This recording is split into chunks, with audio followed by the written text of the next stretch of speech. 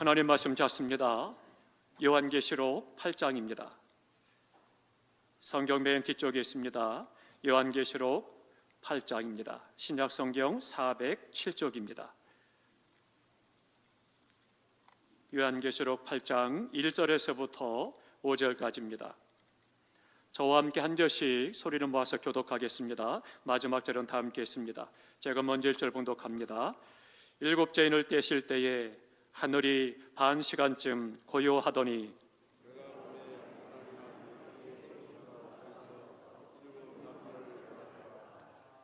또 다른 천사가 와서 제단 곁에 서서 금 향로를 가지고 많은 향을 받았으니 이는 모든 성도의 기도와 합하여 보좌 앞 금 제단에 드리고자 함이라.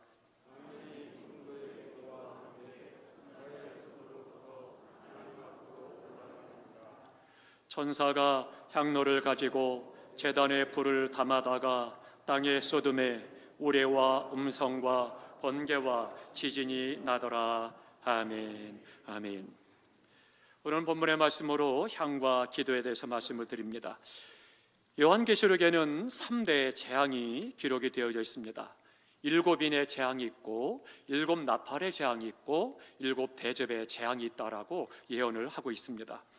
하나씩 인을 뗄 때마다 사건이 터지고요, 또 하나씩 나팔을 불 때마다 재앙이 임하게 되고 대접을 하나씩 쏟을 때마다 하나님의 심판과 하나님의 진노가 임하게 되는 것들을 볼 수가 있습니다. 오늘 본문에 속해 있는 계시록 8장은요 7번째 인을 떼었을 때 일어나는 사건들을 말씀하고 있습니다. 천사가 금 향로에 많은 향을 담아서 하나님께 드리는데요, 거기에는 향만이 아니라 성도의 기도를 함께 들고 올라가 하나님 앞에 금 제단에 드린다라고 말씀을 하고 있습니다. 그 향과 기도가 하나님 앞에 올라갔다는 것을 말씀하는데, 여기에서 향과 기도가 우리가 하나님 앞에 집중해서 살필 필요가 있습니다. 그러면 향이 무엇이냐라고 하는 거죠. 이 향에 대해서 오늘은 구약의 향을 말씀을 드리고 다음 주에는 신약의 향에 대해서 말씀을 드리도록 하겠습니다. 구약의 향은요 2가지로 구분이 됩니다. 하나는 일반적인 향입니다. 이 일반적인 향은 주로 여성들이나 남성들이 화장을 할 때 사용하거나 혹은 선물용으로 향을 만든다라고 하는 겁니다.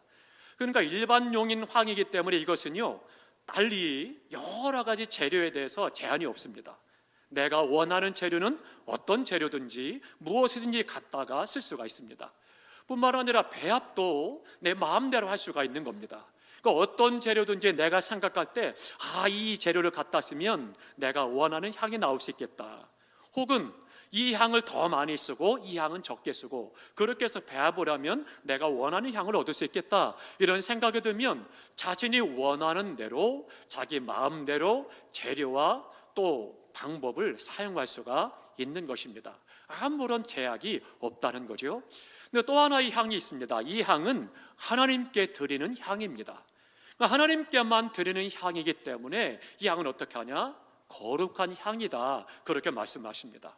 그러니까 거룩한 향인데 하나님께만 드리는 향을 어떻게 만드느냐, 그 재료라든가 혹은 만드는 방법도 성경은 기록해서 말씀하고 있습니다. 출애굽기 30장 22절 이하에 가보면 향을 어떻게 만들 것이냐, 그것을 쭉 기록을 하고 있습니다. 거기에는 3가지로 말합니다. 첫 번째로는요, 향을 만들 때는 최고의 향 재료를 써야 된다는 겁니다. 그러니까 하나님께만 드리는 거룩한 향을 만들기 때문에 최고의 재료를 써야 된다, 그렇게 말씀하고 있습니다. 또 하나는요, 최고의 향을 쓰더라도 그 방법은 제조 방법이 동일해야 된다는 겁니다. 그래서 1대, 10대, 30대 이렇게 되는 것이 아니고 50대, 50대, 50 이런 식으로 해서 그 비율을 일정하게 해야 된다, 그것을 말씀하고 있습니다. 뿐만 아니라 마지막 또 한 가지 중요한 것이 있습니다. 그 향에는 반드시 소금을 넣어야 된다, 그렇게 말씀하고 있습니다. 그리고 그 이외에 다른 어떤 재료도 넣어서는 안 된다라고 말씀하고 있습니다. 그럼 우리가 첫 번째로 생각할 것이 뭐냐? 하나님 앞에 드리는 거룩한 향은 최고의 것을 드려야 된다라고 하는 거죠. 이게 중요한 겁니다. 우리의 시간도 인생도 우리의 물질도 내가 하다가 남는 시간, 그러니까 마음이 다 다른데 뺏기고 그냥 짜투리 마음을 들여서 그렇게 하나님을 예배드리고 하나님 앞에 예물을 드리고 시간을 드리고 삶을 드리느냐? 안 된다라고 하는 겁니다. 하나님 앞에 나를 드려 예배하고 헌신, 충성, 봉사하고 영광을 돌리는 데 있어서는 내게 있어서 최선의 것, 가장 귀한 것을 드려야 된다라고 하는 것입니다. 옛날 사람들은 어떻게 했습니까? 그 해에 거둔 첫 수확을 그 가운데서 가장 좋은 것을 하나님께 진상을 했지요. 마찬가지입니다. 하나님 앞에 드리는 향은 최고의 것을 드리도록 말씀을 하고 있기 때문입니다.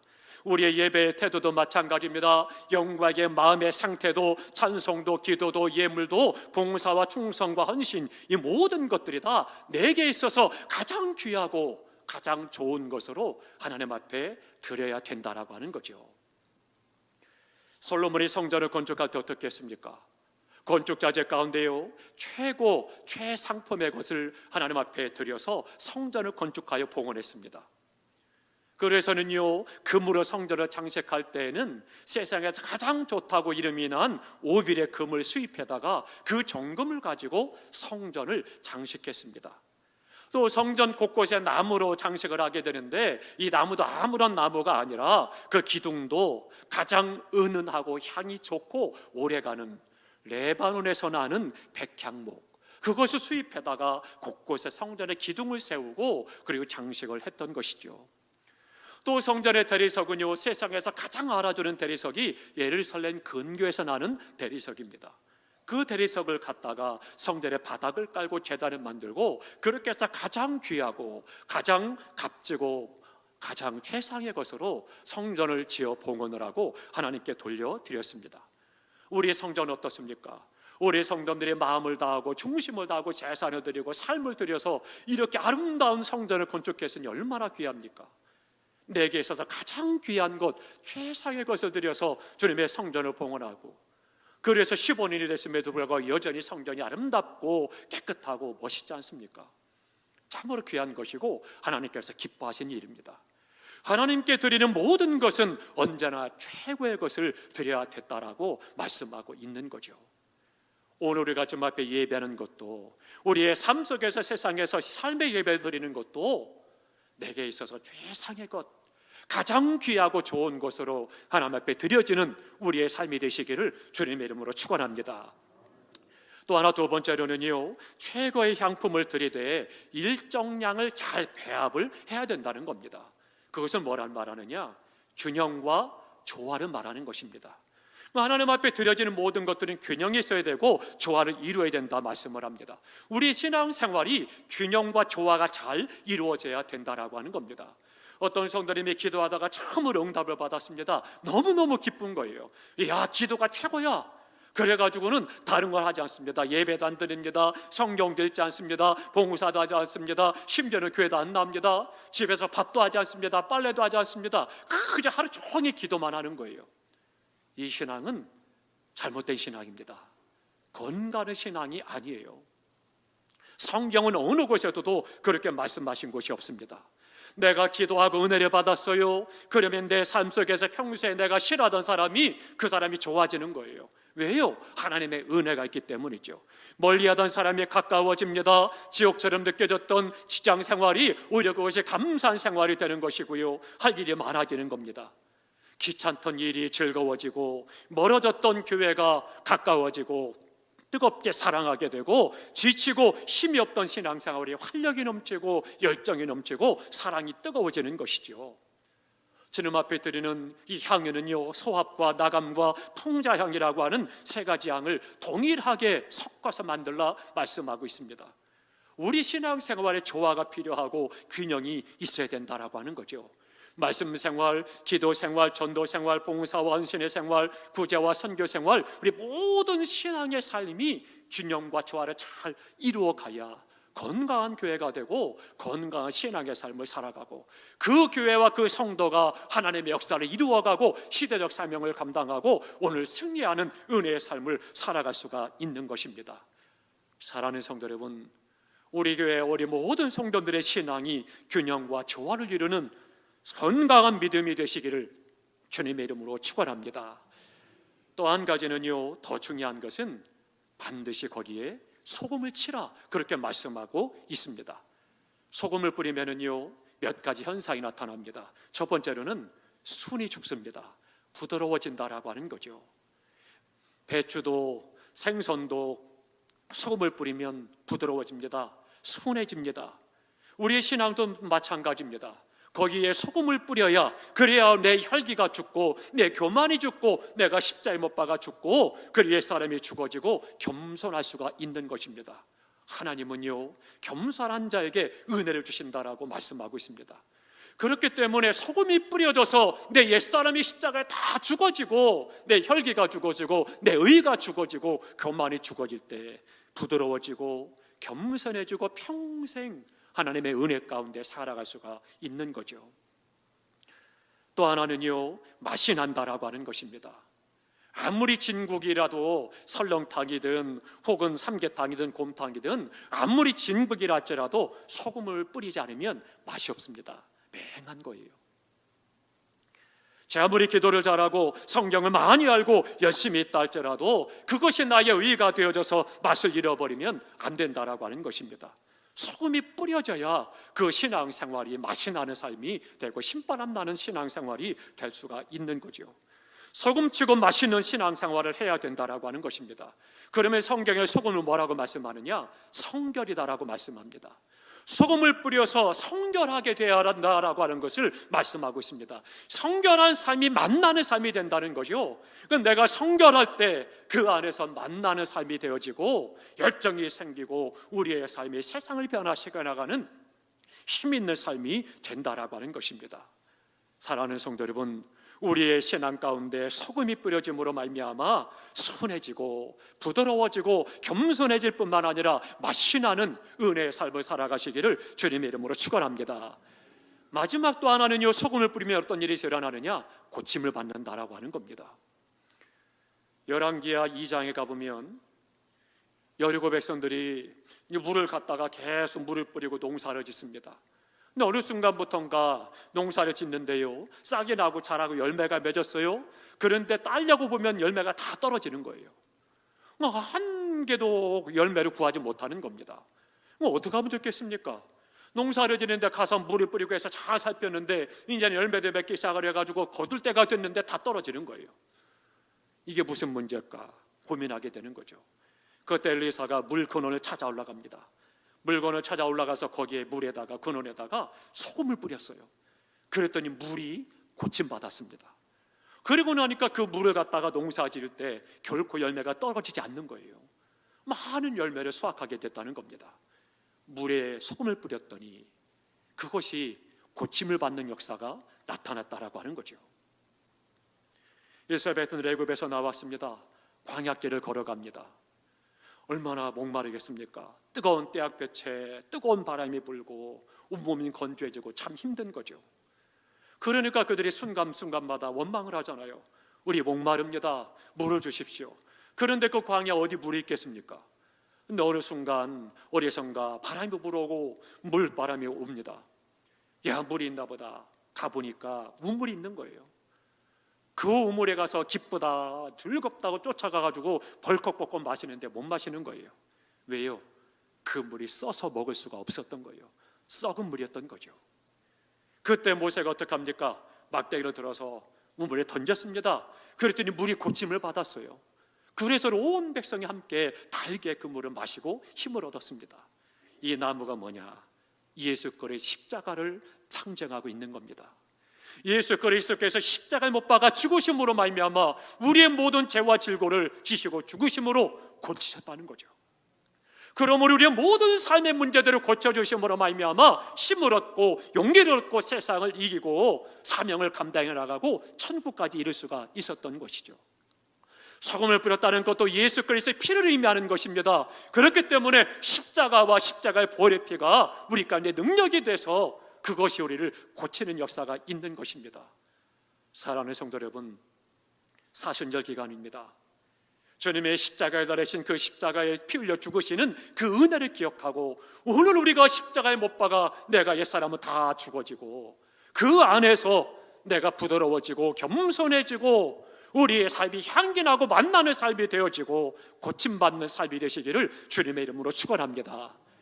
그 은혜로 말미암아 우리의 삶이 새로워질 수가 있는 거죠. 소금은 그대로 있으면 안 됩니다. 녹아야 됩니다. 그래야 맛이 나는 거죠. 소금이 맛을 내려면 그러면 쓰레기밖에 되지 않는 것이고 길가에 버려져서 사람에게 밟힐 뿐이다라고 주님께서 말씀하고 있습니다.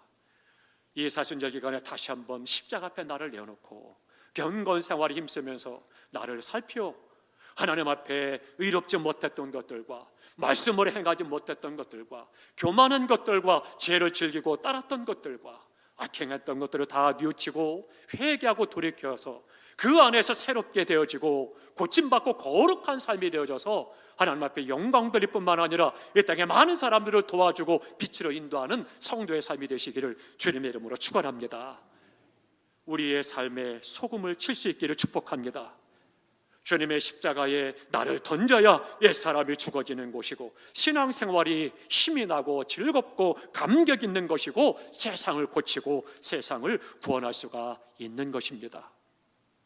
그러면 이제 또 한 가지 우리가 생각할 것이 있습니다.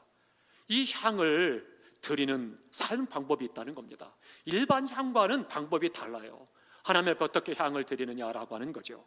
첫 번째로는요, 하나님을 위해서 만든 향은 거룩한 목적으로 사용해야 된다는 겁니다. 예를 들면 내가 화장을 하려고 내 몸을 단장하려고 혹은 화장실에 중화시키려고 뿌려서는 안 된다라고 하는 것입니다. 기도의 경우도 마찬가지입니다.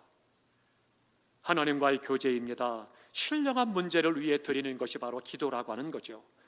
그런데 우리의 기도가 이사 문제, 집 사는 문제, 어디 가는 문제, 누구를 만나는 문제, 육체 많은 문제, 이런 것들만 청구서식으로 기도가 꽉 차버리고 한다면 우리의 기도를 더 성숙한 기도의 삶으로 나아가야 되겠습니다. 하나님께 드리는 이 신령한 기도를 개인의 운명이나 점쳐주는 것 혹은 대소사를 밝혀주는 그런 기도로 전락시켜서는 안 된다라고 하는 것입니다. 하나님께 드리는 기도는 신령한 기도를 수단이나 방법으로만 사용해서는 안 되는 것입니다. 하나님의 영광을 위해서 거룩한 목적을 가지고 드려야 된다라고 하는 거죠. 주님께서 겟세마네 동산에서 기도하십니다. 하나님, 꼭 십자가를 져야 될까요? 다른 방법도 있을 텐데 꼭 십자가에 내가 죽어져야 됩니까? 그러나 나의 뜻대로 마시고 아버지의 뜻대로 되길 원합니다. 기도하시죠. 이 기도라는 거죠. 그러니까 하나님 앞에 향과 더불어 드려진 이 기도가 바로 이런 기도라고 하는 거죠. 하나님의 영광을 돌리는 기도, 그 기도로 채워져야 된다라고 하는 거죠. 사랑하는 성도 여러분, 우리의 기도가 하나님의 영광을 위하여 거룩하게 드려지는 신령한 기도가 되시기를 주님의 이름으로 축원합니다. 또 한 가지, 두 번째로는요, 아침 저녁으로 분향해야 된다는 겁니다. 출애굽기 30장 7절 8절에 보니까 아침마다 아론이 분향을 하고 저녁 등불을 켤 때 또다시 분향을 한다라고 하는 거죠. 아침은 뭐예요? 하루의 시작입니다. 저녁은 뭐예요? 하루를 마감하는 시간입니다. 그러니까 아침에 기도로 시작을 하고 저녁에 기도로 마치라, 그렇게 말씀하고 있는 거죠. 그러니까 하나님 앞에 분향을 하되 기도로 분향을 하고 기도로 분향을 마치는 그것을 말씀하고 있죠. 분향은 바로 기도다, 그렇게 성경은 말씀하고 있습니다. 기도로 하루를 시작하고 기도로 하루를 마쳐야 된다는 거죠. 기도 소리 들으며 태어나고 기도 가운데 살아가고 기도 가운데 숨을 거두셨다라면 이보다 행복한 자가 누가 있겠습니까? 너무나도 행복한 거죠. 기도는 삶이 돼야 되는 것입니다. 사랑하는 성도 여러분, 기도가 삶이요, 삶이 기도가 되시기를 주님의 이름으로 축원합니다. 또 하나, 세 번째 마지막은요, 제사장 외에는 분향하지 못했다라고 하는 것입니다. 소금을 뿌리되 다른 것은 넣지 말라는 거예요. 하나님이 말씀하신 그대로만 해야 될 것을 말씀하고 있는 거죠. 역대상 23장에 가보면요, 아론과 그 자손들이 분향을 하는데 그들만 분향하도록 했습니다. 그리고 그들이 드릴 때 어떻게 해요? 몸을 성결하게 하고 분향하라, 그렇게 말씀하고 있습니다. 지금은 어떻습니까? 예수 그리스도께서 십자가에 못 박아 죽으심으로 성전 휘장이 다 찢어지고 갈라져서 누구든지 하나님 앞에 나아가 예배하는 은혜를 받게 됐거죠. 그 대신에 어떻게 돼요? 우리가 하나님 앞에 나아가 예배하되 깨끗함으로 성결한 가운데 예배를 드릴 것을 말씀하고 있는 것입니다. 그래서 아론과 훌과 또 더불어서 그 자손들만 분향을 하되 몸을 성결하게 하라 말씀하신 것처럼 오늘 우리가 예수 그리스도의 십자가의 은혜로 하나님 앞에 나와 예배드리고 우리의 삶을 드리는데 성결해야 된다 말씀하고 있는 것입니다. 사랑하는 성도 여러분, 이 사순절 기간에 주님의 십자가의 피로 날마다 더욱더 거룩하고 성결한 하나님의 사람이 되시기를 주님의 이름으로 축원합니다. 또 한 가지는요, 레위기 10장 1절 2절에 보니까 아론의 아들 나답과 아비후가 분향을 드립니다. 근데 어떻게 하느냐? 다른 불로 분향을 드렸어요. 하나님께서 그들을 심판하셨습니다. 그들이 즉석에서 죽임을 당하고 말았습니다. 불에 타 죽은 거예요. 다른 불로 분향을 드릴 때 하나님의 말씀대로가 아니라, 하나님이 지정하신 제물이 아니라 내가 보기 좋을 대로, 나 편한 대로 내 경험을 가지고 제사를 드릴 때 하나님께서 그를 불사르신 거죠. 무섭지 않습니까? 두려운 거죠. 우리의 신앙생활이 그렇기 때문에 하나님의 말씀대로만 믿음으로 기도하고 믿음으로 말씀대로 살아가야 된다라고 하는 거죠. 민수기 16장 35절에 보니까 고라의 일당들이 250명이 모여서 분향을 합니다. 그런데 어떻게 됐어요? 자기들 마음대로 분향을 한 거예요. 하나님께서 분노하시고 그 250명을 이런 죄 멸하시켰습니다. 참으로 무서운 일입니다. 그만큼 하나님께서 하나님의 말씀대로 살아가는 것, 하나님의 말씀하시고 지적하신 대로 그렇게 분향을 드리는 것, 예배하고 기도하고 드리고 나누는 것에 대해서 말씀대로 행해야 될 것을 말씀하고 보여주고 있는 것이죠. 사랑하는 성도 여러분, 오늘 우리의 삶이 하나님 앞에 향을 드릴 때 그 용도가 다르고 하나님의 말씀하신 대로 거룩한 하나님께 드리기 때문에 하나님의 영광을 위해서 드렸던 것처럼 우리의 모든 삶이 하나님의 영광을 위해서 드려지는 삶이 되시기를 주님의 이름으로 축원합니다. 바울의 고백과 같이 먹든지 마시든지 무엇을 하든지 하나님의 영광을 위해 살아 말씀하신 것처럼 오늘 우리가 숨쉬는 것도 하나님께 영광이 되고 우리의 손을 뻗어 악수를 하는 것도 하나님께 영광이 되고 나누고 베푸는 삶일 뿐만 아니라 세상을 구원하고 사명을 감당하는 영역간의 모든 일들이 하나님의 영광을 위해서 드려지는 삶이 되시기를 주님의 이름으로 축원합니다. 향기로운 것처럼 내 기도와 삶이 향기나는 삶과 기도의 삶이 되시기를 주님의 이름으로 축원합니다. 기도하겠습니다.